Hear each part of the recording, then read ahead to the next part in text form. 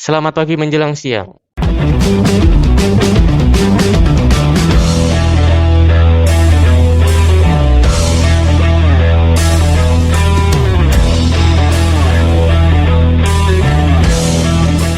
Mari kita lanjutkan materi yang kemarin setelah pembelahan sel, yaitu struktur dan fungsi sistem reproduksi pada manusia.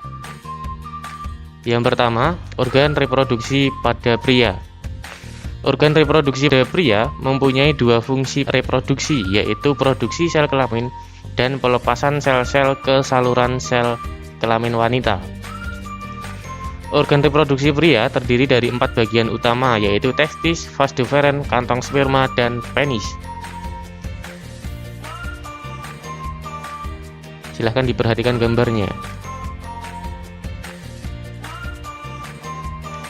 Struktur dan fungsi organ-organ penyusun sistem reproduksi pada laki-laki. Yang pertama, penis, bagian luar organ reproduksi laki-laki yang berfungsi sebagai saluran kencing atau urin dan saluran sperma. Skrotum, bagian seperti kantung yang di dalamnya terdapat testis, berfungsi menjaga suhu testis agar sesuai untuk produksi sperma. Testis, bagian yang bentuknya bulat telur yang tersimpan dalam skrotum, berfungsi untuk memproduksi sperma dan hormon testosteron. Epididymis, saluran yang keluar dari testis yang berbentuk seperti tanda koma dengan ukuran kurang lebih 4 cm, berfungsi sebagai tempat penyimpanan sperma sementara. Vas deferens, saluran panjang yang mengarah ke atas dan merupakan lanjutan dari epididymis, berfungsi menghubungkan epididymis dan uretra. Uretra, saluran yang terdapat dalam penis, merupakan akhir dari saluran reproduksi, berfungsi sebagai saluran keluarnya sperma dan urin. Kelenjar vesikula seminalis.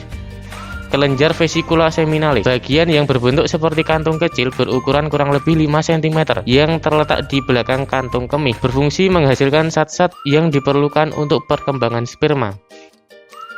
Kelenjar prostat, bagian yang berbentuk seperti kue donat yang terletak di bawah kantung kemih, berfungsi menghasilkan cairan bersifat asam. Kelenjar chopper, bagian yang berbentuk seperti kacang yang terletak di bawah kelenjar prostat, berfungsi menghasilkan lendir dan cairan bersifat basa. Yang berikutnya, spermatogenesis. Apa itu spermatogenesis? Proses pembentukan dan pemasakan spermatozoa disebut spermatogenesis. Spermatogenesis terjadi di tubulus seminiferous. Spermatogenesis mencakup pematangan sel epitel germinal melalui proses pembelahan dan diferensiasi sel yang bertujuan untuk membentuk sperma fungsional. Tubulus seminiferous terdiri dari sejumlah besar sel epitel germinal atau sel epitel benih yang disebut spermatogonia. Spermatogenium sama dengan tunggal. Spermatogonia terletak di 2-3 lapisan luar sel-sel epitel tubulus seminiferous. Spermatogonia terus-menerus membelah untuk memperbanyak diri. Sebagian dari spermatogonia berdiferensiasi melalui tahap-tahap perkembangan tertentu untuk membentuk sperma. Tahap-tahap pembentukan spermatozoa dibagi atas 3 tahap, yaitu sebagai berikut. Yang pertama, spermatositogenesis. Spermatositogenesis merupakan spermatogonia yang mengalami mitosis berkali-kali yang akan menjadi spermatosit primer. Spermatosit primer mengandung kromosom diploid 2N pada inti selnya dan mengalami meiosis. Satu spermatosit akan menghasilkan 2 sel anak, yaitu spermatosit sekunder. Yang kedua, tahapan meiosis. Spermatosit primer menjauh dari lamina basilis, sitoplasma semakin banyak dan segera mengalami meiosis 1, menghasilkan spermatosit sekunder yang N kromosom atau haploid. Spermatosit sekunder kemudian membelah lagi secara meiosis 2, membentuk 4 buah spermatid yang haploid juga. Yang ketiga, tahapan spermiogenesis. Spermiogenesis merupakan transformasi spermatid menjadi spermatozoa yang meliputi 4 fase, yaitu fase Golgi, fase tutup, fase akrosom, fase pematangan. Hasil akhir berupa 4 spermatozoa atau sperma yang masak ketika spermatid dibentuk pertama kali. Spermatid memiliki bentuk seperti sel-sel epitel. Namun setelah spermatid mulai memanjang menjadi sperma, akan terlihat bentuk yang terdiri dari kepala dan ekor. Spermatozoa akan keluar melalui uretra bersama-sama dengan cairan yang dihasilkan oleh kelenjar vesicula seminalis, kelenjar prostat, dan kelenjar chopper. Pada waktu ejakulasi, seorang laki-laki dapat mengeluarkan 300 hingga 400 juta sel spermatozoa. Yang ketiga, organ reproduksi pada wanita. Organ reproduksi yang utama seorang wanita terdiri atas ovarium atau indung telur, oviduk atau tuba falopi, saluran telur, dan vagina.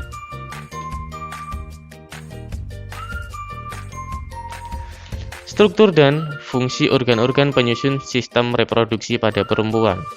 Ovarium, struktur berbentuk seperti telur, berjumlah 2 buah, terletak di samping kanan dan kiri rahim atau uterus, dan berfungsi menghasilkan sel telur atau ovum.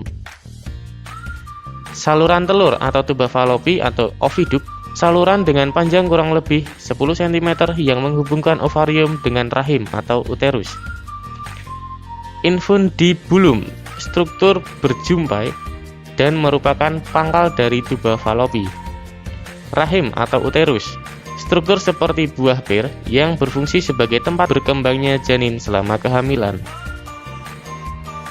Endometrium, lapisan yang membatasi rongga rahim dan meluruh saat menstruasi. Vagina, saluran yang menghubungkan lingkungan luar dengan rahim, saluran mengalirnya darah menstruasi, dan saluran keluarnya bayi. Serviks, struktur rahim bagian bawah yang menyempit dan membuka ke arah vagina. Yang keempat, oogenesis. Apa itu oogenesis? Oogenesis merupakan proses pembentukan sel kelamin perempuan, yaitu sel telur atau ovarium, dan terjadi di dalam organ yang disebut ovarium. Oogenesis dimulai sebelum anak perempuan lahir. Tahukah kamu, pada saat baru lahir, anak perempuan sudah memiliki bakal sel ovum atau sel primordial sebanyak 200.000 hingga 2 juta. Namun hanya sekitar 40.000 yang tersisa saat anak perempuan puber, dan hanya 400 yang akan matang atau berkembang sempurna. Sel telur yang matang diovulasikan atau dikeluarkan dari ovarium selama siklus reproduksi perempuan. Silahkan perhatikan gambar berikut.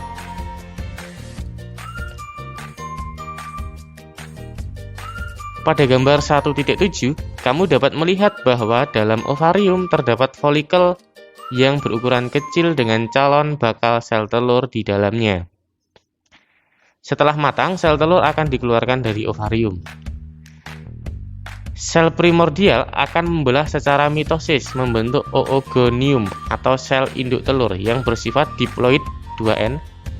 Selanjutnya akan terjadi pembelahan secara bertahap, baik pembelahan mitosis maupun meiosis. Pada akhir peristiwa oogenesis, dari satu sel induk telur atau oogonium akan dihasilkan satu sel telur atau ovum yang bersifat haploid N dan 3 badan polar atau polosit. Agar kamu dapat dengan mudah memahami peristiwa oogenesis, perhatikan gambar 1.8.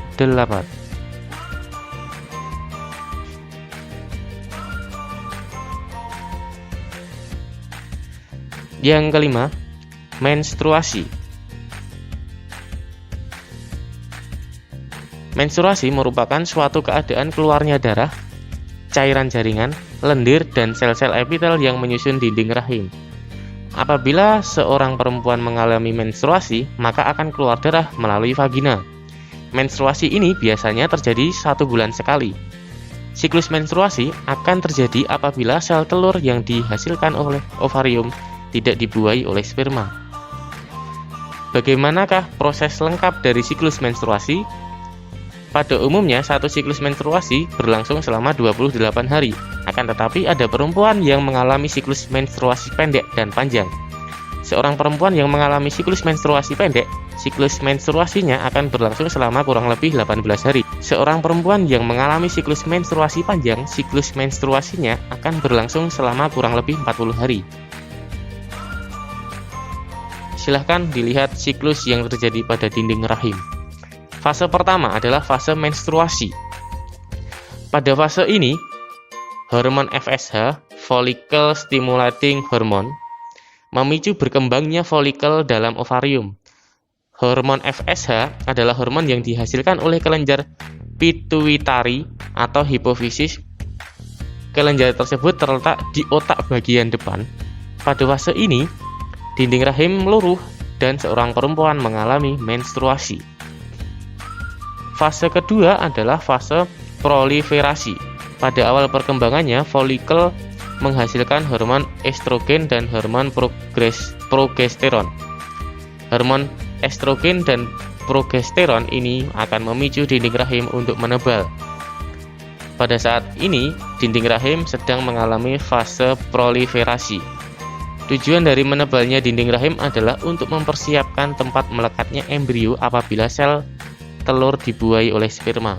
Fungsi lain dari hormon estrogen adalah memicu kembali kelenjar pituitari untuk menghasilkan hormon FSH dan LH. Hormon LH terus diproduksi dan meningkat secara mendadak. Peningkatan hormon LH ini akan memicu pengeluaran sel telur dari folikel yang telah matang. Proses ini disebut ovulasi. Fase yang ketiga adalah fase sekretori. Folikel yang telah melepaskan sel telur akan berubah menjadi korpus luteum. Sel telur yang telah diovulasikan akan ditangkap oleh fimbriae dan akan bergerak menuju tuba Fallopi. Jika pada saat itu sel telur tidak dibuahi oleh sperma atau tidak terjadi fertilisasi, maka akan dikirimkan sinyal tertentu pada korpus luteum untuk tidak memproduksi hormon estrogen dan progesteron. Dengan demikian, pada fase ini jumlah hormon estrogen dan progesteron pada perempuan rendah. Rendahnya hormon estrogen dan progesteron menyebabkan jaringan penyusun dinding rahim rusak dan pembuluh darah yang ada pada dinding rahim pecah sehingga perempuan mengalami menstruasi. Fertilisasi dan kehamilan. Tahukah kamu bagaimana fertilisasi dan kehamilan terjadi? Apabila ada sel sperma yang masuk ke dalam saluran reproduksi perempuan, sel sperma tersebut akan bergerak menuju sel telur. Apabila telah bertemu dengan sel telur, bagian kepala sperma akan masuk ke dalam sel telur dan meninggalkan bagian ekornya di luar sel telur. Proses inilah yang mengalami terjadinya fertilisasi. Fertilisasi merupakan proses peluburan inti sel sperma dengan inti sel telur, sehingga membentuk zigot. Proses fertilisasi ini terjadi di dalam tuba Fallopi. Pergerakan sel sperma menuju sel telur, sel sperma menggunakan flagella yang bergerak memutar sebagai baling-baling untuk menggerakkan tubuh dalam cairan yang ada pada tuba Fallopi untuk menuju ke sel telur. Gerakan flagellata ini dapat dianalogikan dengan baling-baling. Penyakit pada sistem reproduksi manusia.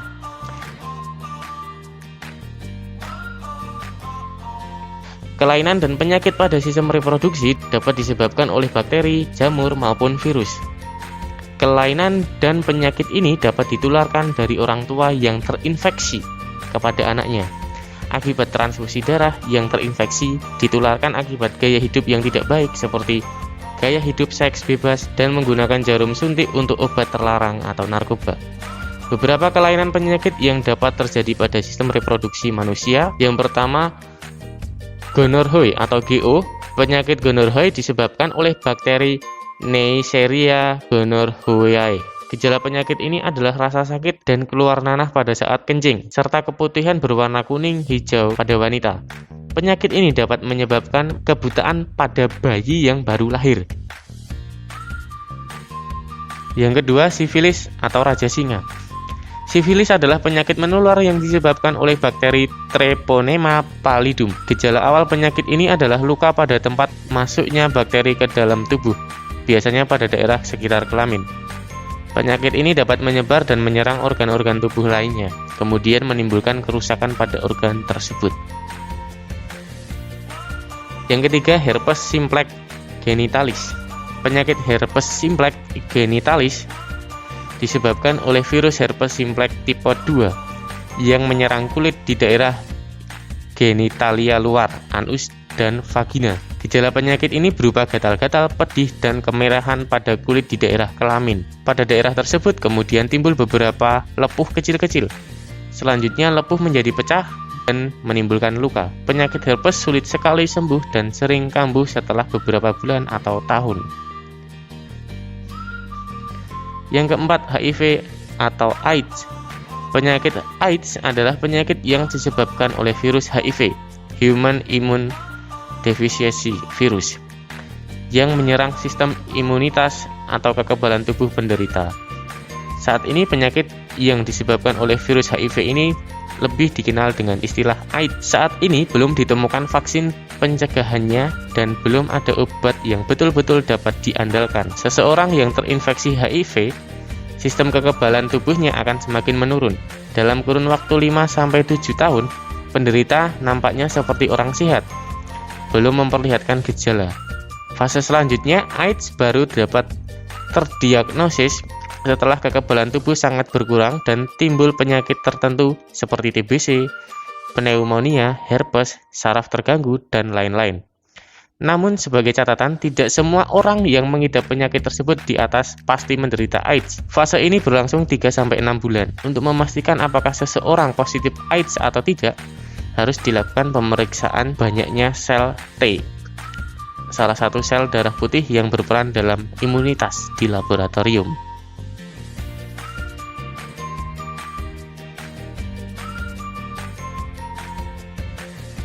Yang kelima, keputihan. Keputihan yaitu penyakit kelamin yang terjadi pada perempuan dengan ciri-ciri terdapat cairan berwarna putih kekuningan atau putih keabu-abuan pada bagian vagina. Cairan tersebut bersifat encer maupun kental, berbau tidak sedap dan bisa menyebabkan rasa gatal pada vagina. Penyakit ini bisa diakibatkan oleh infeksi jamur Candida albicans, bakteri, virus, dan parasit. Penyakit ini dapat terjadi apabila kebersihan bagian vagina dan sekitarnya kurang dijaga dengan baik. Yang keenam, epididymitis. Penyakit ini terjadi pada pria. Epididymitis adalah peradangan pada saluran epididymis yang disebabkan oleh infeksi atau karena terkena penyakit menular seksual. Penyakit ini ditandai dengan rasa nyeri disertai pembengkakan pada salah satu testis. Salah satu penyebab terjadinya penyakit ini adalah perilaku seks bebas. Upaya pencegahan penyakit sistem reproduksi manusia.